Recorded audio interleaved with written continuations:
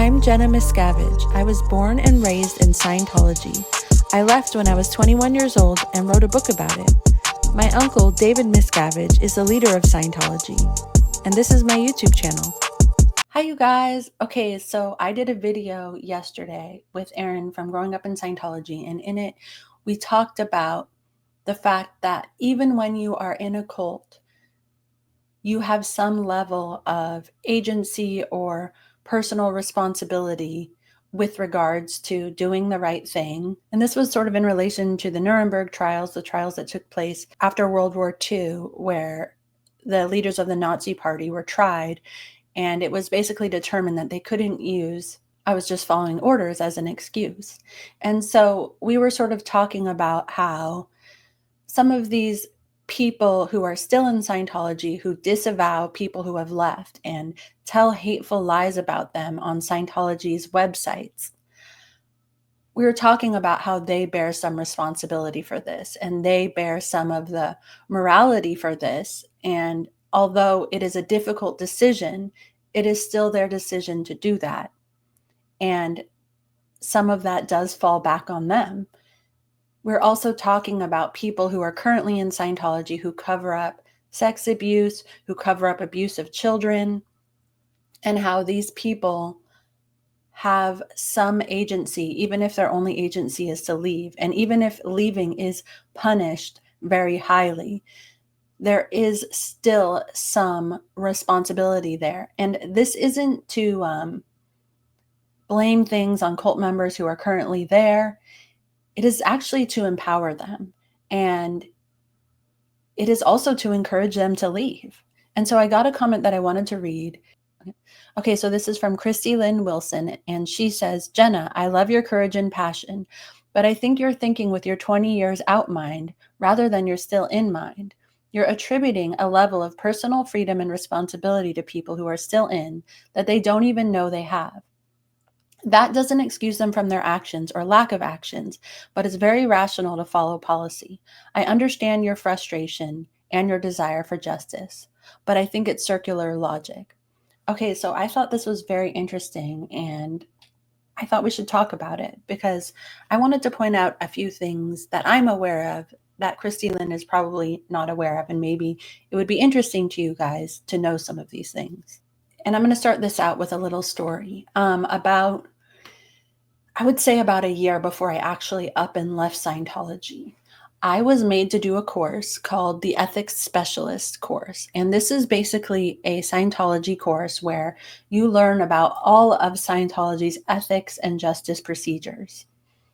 You learn what the punishment is for every crime. You learn what every crime is, whether it's a high crime or a misdemeanor. There are tons of L. Ron Hubbard policies on this. Now, these were all policies I had read before many times throughout my Sea Org career, but having them all together in one place and studying them was really interesting. And I'll tell you why. I think that Scientology was trying to impinge on me how bad I was and how I needed to be more ethical. But what I wound up learning from the course was all of my rights with and in Scientology's procedures. I learned what they could and couldn't do to me procedurally. I learned all the ways that I could stop them within Scientology policy from doing all the bad things that they were constantly doing to me and that they had been doing for years. And I remember when you finish a course in Scientology, you're supposed to share what you learned from it. And I remember being brought in front of the group and being like, "Guys, you got to do this course. You will learn basically your own rights. You will learn to protect yourself." And it was not the message they were trying to teach me, but it was funny because that was 100% what I took away from it. Now, once again, these are all policies that I had read many times before, but I was reading them within a different context or for another reason. And I feel like this is a very nuanced but important point. There are certain rules, even in Scientology, that protect people from the bad things that Scientology did to me and does to others. Now, they don't protect them from everything. They certainly don't protect them from child trafficking, but what I was talking about in the video was things like current members making lying videos about ex-members. That's not something that is required for you to do in Scientology policy. It's not. Now, that's something that someone in Scientology can ask you to do, and they may try to get you in trouble for saying no. But you actually have the option to say no. There is no Scientology policy that requires you to make a lying, terrible video about an ex-Scientologist. There's more general policies, like if you did something bad, you have to make up the damage that you did. And so maybe an ethics officer can tell somebody that they have to do this in order to make up the damage. But technically, an ethics officer cannot tell you what you need to do in order to make up the damage. That is your own choice. Now, the ethics officer can choose to not sign off your form and say you're welcomed back into the group, but it's a majority thing. So there is no policy in Scientology whatsoever that requires their members to make hate videos about people who have left Scientology, people who they've known their entire lives, people who they have worked with side by side. They are not required to do that. And they are able to say no. And does them saying no come with consequences? Yes, most likely. But that person in that moment is choosing to protect themselves over the consequences it will cause to have that ex-Scientologist to have a terrible video about them online that could prevent them from getting jobs, that could make them look bad to future partners, that could get in the way of them making friends in the real world. It could cripple that person emotionally because it's so hurtful to have somebody, to have lost everybody you knew in your entire life and then to have them trash you on the internet. So they can say no, and they can say no without being expelled from Scientology. They just don't. End of story. Now, there's so much logic that we can get into this, and the devil is sort of in the details. I'll give you an example. There is a fair game policy. Most Scientologists never ever see that policy. That's something that only the Office of Special Affairs has seen. I never once saw that policy ever in Scientology. So most people don't know this. But if you're told that somebody is a suppressive person, logically, you may be able to justify why it's okay to hurt this person, even though it's lying. But the truth is that even Scientology policy says that suppressive persons only comprise 2.5% of a group.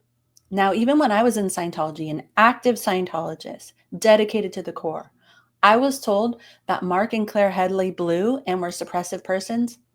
Instantly, bullshit. I knew it was bullshit. I was told that my Aunt Sarah was a suppressive person and she was declared. Bullshit. I was told that Sterling, my own brother, was declared. I knew that was bullshit. So part of you being able to believe that somebody who you love and care about is a suppressive person without questioning any of the facts, without even speaking to them, that is on you. Now, there are some internal Scientology policies, such as somebody can't be taken off of their job without a committee of evidence. Now, the amount of times that I was taken off a job by the highest level enforcers in all of Scientology is insane. Now, me as a Sea Org member at the time, I would say, no, you have to put me back on post because you did not give me a COMEV. And I would write reports on it, and I would refuse to go off my post. I would make a huge stink, and then they would put me back on my post. The same applies if you see somebody else being taken off their post, being thrown into doing heavy labor. When I finally became brave enough to exercise this right, I used it. And the same applied to me as a staff member when I saw other people being taken off of their post without a committee of evidence, without their due justice. I would report that. I wouldn't stand for it. I would say that it wasn't okay. I'll give you another example. In Scientology, they have a policy that if your statistics are higher than they were the week before, if your statistics are going up on the graph, you are untouchable. Any reports that are filed on you should get thrown away. You most certainly cannot be sent to their Gulag Rehabilitation Project Force. You should be able to have time off. Now, this policy was violated over and over again. But when I saw that happening, when I was aware of it, I wrote it up. I made a stink about it. And I was allowed to within the policies of Scientology. There are policies in Scientology and the Sea Org that say the staff are supposed to get 4 weeks off a year, and they are allowed to take a day off every other week if their statistics are up. That is a policy written by L. Ron Hubbard. He also says that there should be exercise time every day. When I was in Scientology, before I left, I raised a huge stink about this. I was not okay with the fact that we weren't even allowed to have exercise time. I reported it. I even walked off my post in order to go have exercise time. Now, any of the other people who were there could have done this with me. And the time when Scientology tried to take away my cell phone, there were many people there who said, no, we will stay with you to the end on this. And they all changed their mind. Those people at any time could have said, no, we're going to have exercise. No, we're not going to give up our phones. Could they have been punished? Yes. But would they have been making a sacrifice for making the Sea Org or Scientology a better place, making people think twice about not just harming other people, but violating their own rules? That's what I struggle with. For the last several years that I was in Scientology, the organizations that I was in were assigned what's called a lower condition, which meant that they were all basically in trouble. People weren't allowed to take time off. People were on half pay. Meal times were shortened. Almost every staff gathering would be everybody getting yelled at and treated like garbage. People would be brought up in the front of the group and humiliated.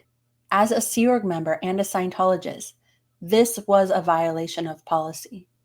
I knew it at the time, and so did everyone else. In front of all of the staff musters, they would say that everyone in the organization was full of SPs. And there's no question in my mind that this way of thinking and talking came from David Miscavige himself. But per Scientology policy, it is impossible for the entire organization to be full of SPs.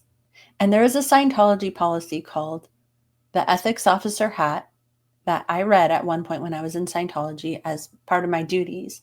And it says that your job as the ethics officer is to protect the staff from people who invalidate them, from people who cow them, from people who treat them like garbage.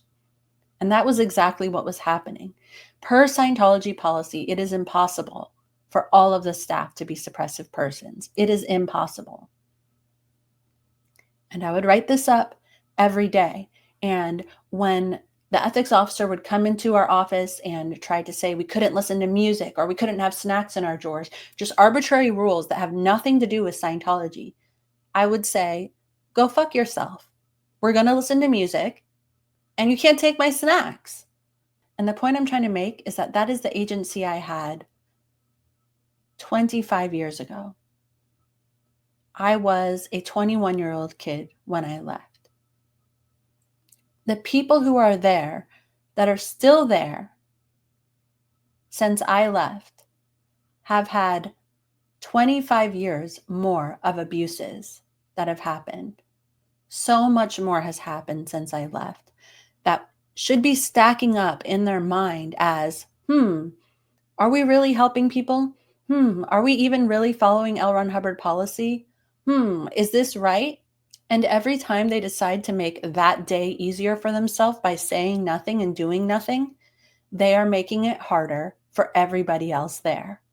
In the last 25 years since I've left, apparently they're letting some people leave the Sea Org in order to have kids. Those people have access to the internet if they're not in the Sea Org. Scientology policy says, think for yourself. There is no Scientology policy that forbids you from reading bad things about Scientology on the internet. Now, will it come up in their next interrogation? Yes, but do I think that is a risk that they should be taking if they really care about helping other people? Yes, I do. In the last 25 years, more people have left Scientology. More people have spoken out about it. The stories are everywhere. More people that these people have known their entire lives are being labeled SPs. And these people know that they're not SPs, just like I did 25 years ago. So the example that I use in the video about the women who did hate videos about Miriam Francis, a former Scientologist who was sexually abused, and it was covered up in Scientology. The women who made these videos calling her a liar, I know them. They're my age. They grew up in Scientology's boarding schools, just like I did. And there are so many policies in Scientology that they could have used to say no to making those videos. And they didn't. And they didn't because they would rather choose comfort over what's right. Would they have thought of this on their own if it weren't for Scientology? No. But did they have a choice? Yes. And would that choice come with some amount of personal discomfort? Yes. But in the end, you're choosing to hurt somebody who has already been terribly hurt by Scientology, even more to protect your own comfort. And I don't care if you're in a cult, it's despicable. These people do have a choice. They have a choice to leave. And the world is a much more hospitable place to leave right now than it was 25 years ago when I left, including having multiple foundations that will help people get on their feet should they need it. So, as somebody who left Scientology when it was still very difficult to do so and had a very difficult time of it, but did so because it was right, I give plenty of lenience to people for having grown up in a cult. I give plenty of lenience and understanding to them for how hard it would be for them to stand up for what is right. Plenty. 25 years worth. But if I could leave, so can they. It's much easier now. It's much safer. And even if you can't leave, what you can do, at the very least, is say no to trying to ruin somebody else's life and tell lies about them on the internet. And I make no equivocations and no qualifications to that statement. There's no excuse. It's on you. Okay, guys, well, I know I got a little bit emotional about that, but it's something I feel really strongly about. And also, it was a very good comment and a very good point. And just many of you don't know the things like the little internal policies that Scientology has, and you have no way of knowing. So, if anybody has questions about this and what I mean by this, if this is something that you haven't heard before, then please do ask. I will be more than happy to address them. I have lots more exciting things coming the next week that I'm excited to update you on. And until then, I hope you have a beautiful rest of your day. Bye.